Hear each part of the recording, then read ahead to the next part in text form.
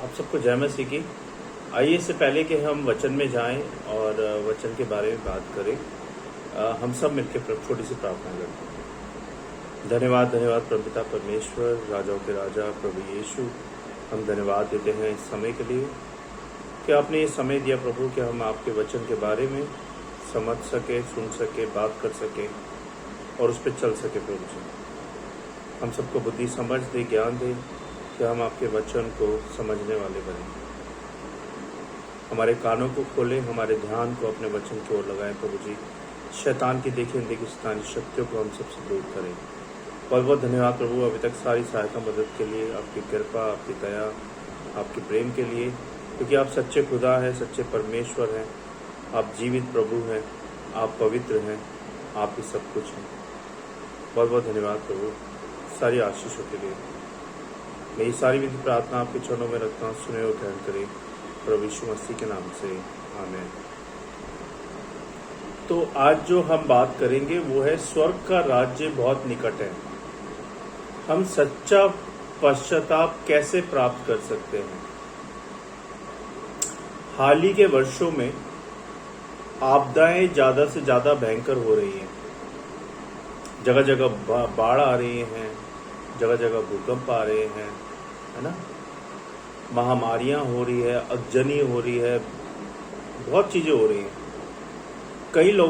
कई लोगों ने महसूस किया है कि लगातार आने वाली आपदाएं प्रभु के लौटने के संकेत हैं और प्रभु का दिन हमारे करीब है। प्रभु यीशु ने कहा, मन फिराओ क्योंकि स्वर्ग का राज्य निकट आया है। मत्ती 4:17 में स्पष्ट लिखा है, जो सही मायने में पश्चाताप करते हैं सिर्फ वही परमेश्वर द्वारा सुरक्षा प्राप्त कर सकते हैं और पा सकते हैं और आपदाओं में तबाह होने से बच सकते हैं। तो सच्चा पश्चाताप क्या है? हम सच्चा पश्चाताप कैसे प्राप्त कर सकते हैं, इसके बारे में आज हम बात करेंगे। सच्चा पश्चाताप क्या है? बहुत से लोग सोचते हैं जब तक हम प्रभु से प्रार्थना करते हैं कि वे पश्चाताप करें, विनम्रता और धैर्य का अभ्यास करें, पीड़ित हो, क्रूस को सहन करें और बहुत सारे अच्छे कर्म करें, तो इसका मतलब है कि हमने सच्चा पश्चाताप हासिल कर लिया है। क्या ये दृश्य परमेश्वर की इच्छा के अनुरूप है? आपको क्या लगता है? परमेश्वर क्या कहते हैं इस बारे में? परमेश्वर कहते हैं, तुम इसलिए पवित्र हो जाओगे क्योंकि मैं पवित्र हूं। लय व्यवस्था 11:45 में लिखा है और प्रकाशित वाक्य 22:14 में लिखा है।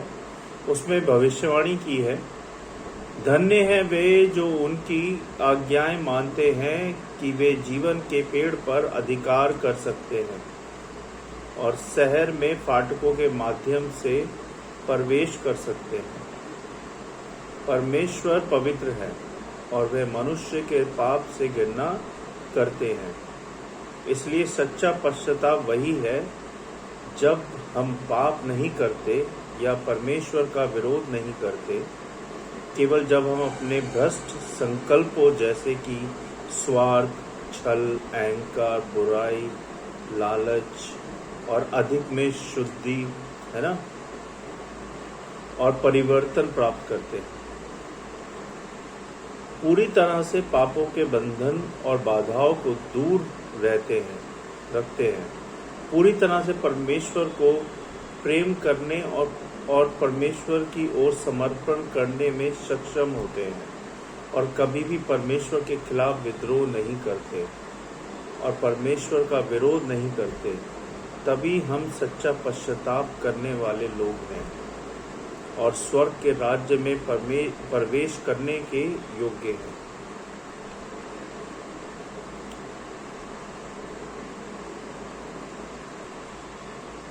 ऐसा क्यों है कि हमने सच्चा पश्चाताप प्राप्त नहीं किया? हम में से बहुत लोग हैं पश्चाताप तो करते हैं लेकिन पश्चाताप प्राप्त नहीं कर पाते। क्यों? उसी पे हम बात करेंगे। शायद कुछ लोग पूछेंगे, हमारे पापों को क्षमा किया गया है क्योंकि हमने प्रभु यीशु के उद्धार को स्वीकार कर लिया, लेकिन हम अभी भी पाप में क्यों जीते हैं और सच्चा पश्चाताप प्राप्त करने में असफल क्यों रहते हैं? इसी पे आज हम बात कर रहे हैं। परमेश्वर कहते हैं, यद्यपि मनुष्य को छुटकारा दिया गया है और उसके पापों को क्षमा किया गया है, फिर भी इसे केवल इतना ही माना जा सकता है कि परमेश्वर मनुष्य के अपराधों का स्मरण नहीं करता और मनुष्य के अपराधों के अनुसार मनुष्य से व्यवहार नहीं करता। हालांकि जब मनुष्य जो देह में रहता है, जिसे पाप से मुक्त नहीं किया गया है, वह भ्रष्ट शैतानी स्वभाव को अंतहीन रूप से प्रकट करते हुए केवल पाप करता रह सकता है।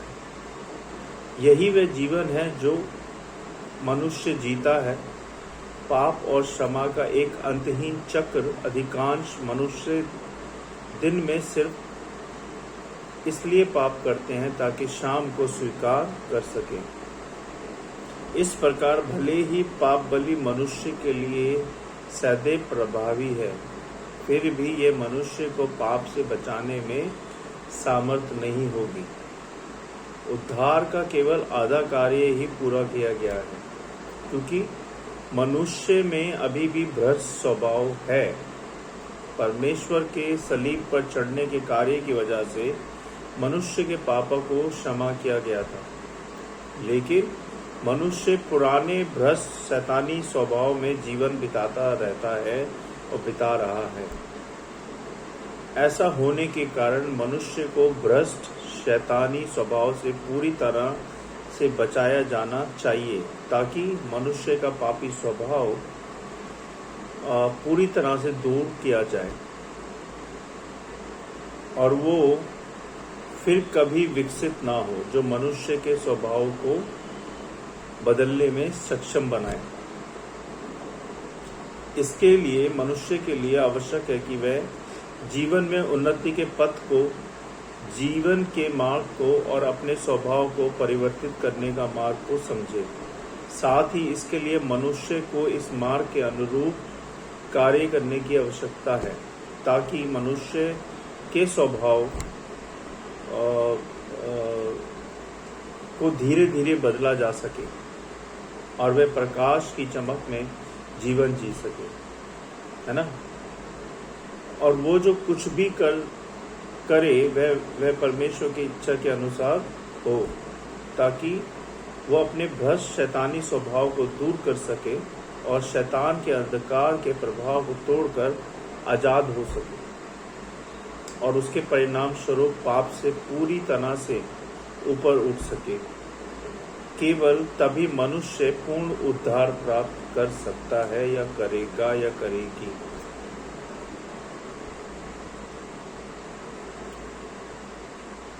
परमेश्वर के वचनों में हम देख सकते हैं कि प्रभु यीशु ने उस युग में इंसान की जरूरतों के अनुसार छुटकारे का कार्य किया और सलीब पर चढ़कर मानव जाति के लिए पाप बलि बन गए और इंसान को अभिशापों और कानून के दंड से छुटकारा दिलाया। इसलिए जब तक हम अपने पापों को प्रभु के सामने स्वीकार करके पश्चाताप नहीं करते हैं, तब तक हमारे पाप क्षमा किए जाते हैं।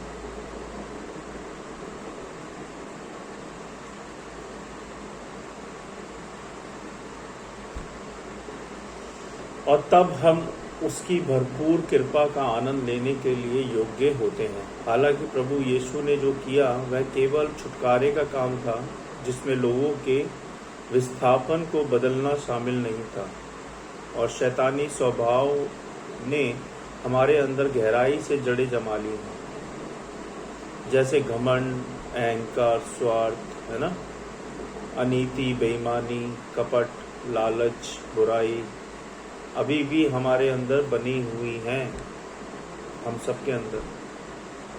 हम कितना ही ऊपर के मन से बोल दे कि मैं ये हूँ, मैं हूँ, लेकिन ये सब चीज़ें हमारे अंदर है और निकल के आती हैं ये, और ये हमारे पाप का स्रोत है। अगर हम अपने आप को इन भ्रष्ट स्वभाव से छुड़ा नहीं पाए तो हम लगातार पाप करते रहेंगे और करेंगे।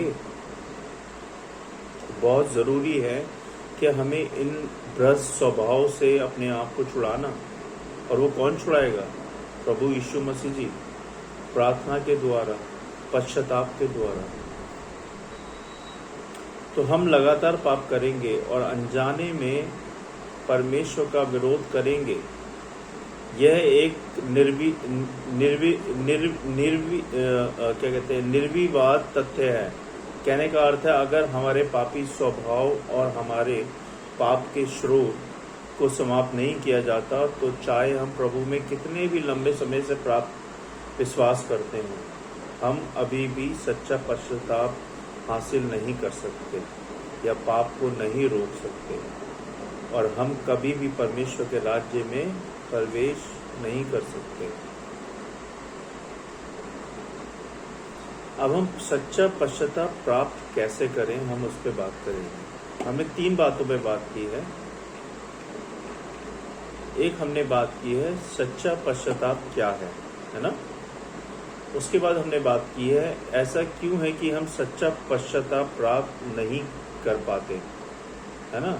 इतने सालों से विश्वासी हैं, रोज चर्च जाते हैं, संडे को जाते हैं, बाइबल पढ़ते हैं, प्रार्थना करते हैं, तो उस पर हमने बात की कि हम क्यों नहीं प्राप्त कर पाते।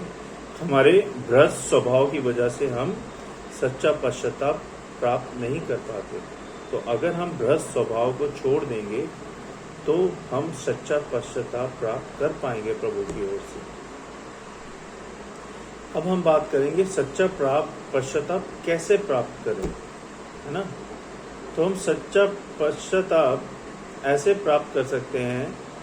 प्रभु यीशु ने भविष्यवाणी की, मुझे तुमसे और भी बहुत सी बातें कहनी हैं, परंतु अभी तुम उन्हें सह नहीं सकते।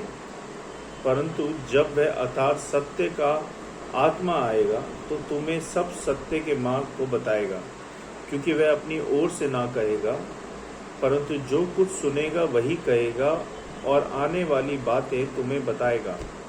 यूहन्ना 16 अध्याय 12 से 13 पद में लिखा है, जो मुझे तुच्छ जानता है और मेरी बातें ग्रहण नहीं करता, उसको दोषी ठहराने वाला तो एक ही है, अर्थात जो वचन मैंने कहा वह अंतिम दिन में उसे दोषी ठहराएगा। यूहन्ना 12 अध्याय 48 पद में लिखा है, उसमें भविष्यवाणी है, क्योंकि वह समय आ पहुंचा है कि पहले परमेश्वर के लोगों का न्याय किया जाए। 1 पतरस 4 अध्याय 17 पद में लिखा है कि प्रभु यीशु ने जब अपना कार्य किया तो कई ऐसे सत्य हैं जो उसने हमें नहीं बताए। इसलिए प्रभु यीशु ने हमसे वादा किया कि वह अधिक से अधिक सत्य व्यक्त करने, मनुष्य को न्याय देने और उसे साफ करने का काम करने के लिए अंत के दिनों में लौटेंगे, ताकि हम अपने भ्रष्ट स्वभाव से बच सकें और सच्चा पश्चाताप प्राप्त कर सकें। अब प्रभु यीशु का आगमन होने वाला है। वे मानव जाति को शुद्ध करने और बचाने के लिए सभी सत्य व्यक्त करेंगे जब उनका आगमन होगा, और मानव जाति के पापों की जड़ को पूरी तरह से नष्ट करने के लिए परमेश्वर के घर से शुरू होने वाला न्याय का कार्य करता है, ताकि लोग सच्चा पश्चाताप और परिवर्तन प्राप्त कर सकें और अब आगे और पाप तथा परमेश्वर का विरोध नहीं करें। ये ही प्रभु यीशु की भविष्यवाणी को पूरा करता है। यदि कोई मेरी बातें सुनकर ना माने तो मैं उसे दोषी नहीं ठहराता, क्योंकि मैं जगत को दोषी ठहराने के लिए नहीं आया हूँ, परंतु जगत का उद्धार करने आया हूँ। जो मुझे तुच्छ जानता है और मेरी बातें ग्रहण नहीं करता उसको दोषी ठहराने वाला तो एक है, अर्थात जो वचन मैंने कहा है वह अंतिम दिनों में उसे दोषी ठहराएगा, है ना। तो इस तरह से आपने करना है।